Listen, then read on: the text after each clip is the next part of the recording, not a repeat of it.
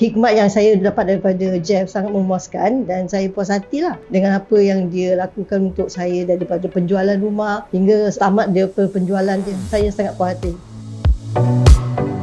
Maybe for us it's a little bit tedious but with Jeff on board with us, the process was actually smooth sailing where I can say where actually for an agent who come down to do some calculation with us on the ground, I do not know how other agents do it, but for Jeff, he comes and then he knows our needs, what needs to be done, the step A, step B, so on and so forth. He also gives some options, there's options A and B. If A doesn't go as well, we will go B. Apa saya tak faham, saya akan tunjukkan kepada Jeff. Jadi Jeff terangkan, dari situ saya faham. Penerangannya banyak detail, very detail. Saya contact Jeff, dia cakap, oh tak ada apa-apa, ni semua boleh diuruskan. Jadi saya tanya lagi, kalau masa saya beli rumah, saya bilang dengan HDB, saya nak bayar tunai. Jadi boleh ke saya bayar pakai CPF?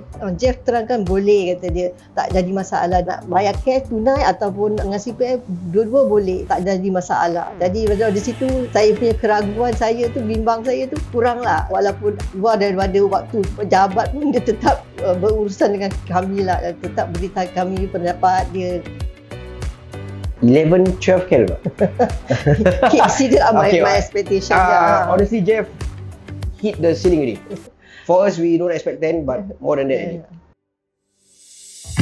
I will recommend Jeff to my friends if they are going to sell the house or they are going to find a house. So I will ask them, and then I will recommend them to actually engage Jeff. Even for myself, I'm planning to sell my house, I will just meet Jeff. Jeff, anything I hello.